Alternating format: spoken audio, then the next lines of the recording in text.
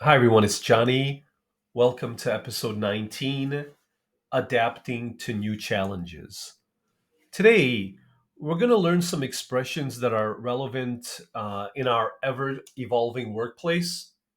So, I work at Tech Innovations in this story. Please listen carefully. Here at Tech Innovations, we're often required to shift gears quickly to adapt to market changes.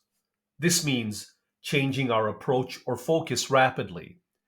Just last week, we had to break new ground by venturing into an unfamiliar market segment. It was uncharted territory, but our team was up for the challenge.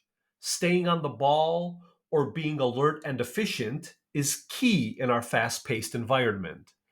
And when issues arise, as they inevitably do, we work together to iron out the problems, smoothing out any complications or misunderstandings.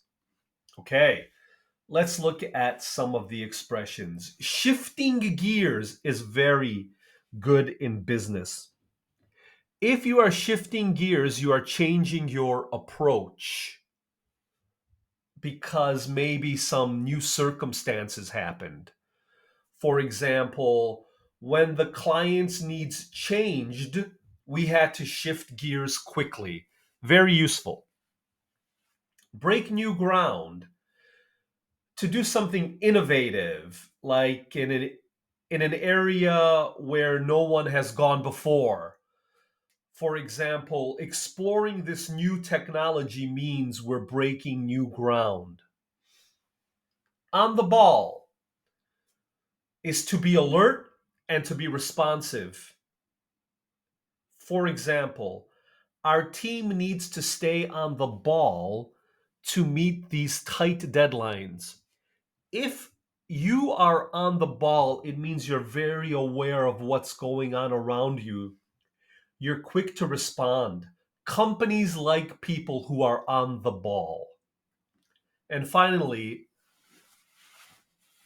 let me try again. And finally,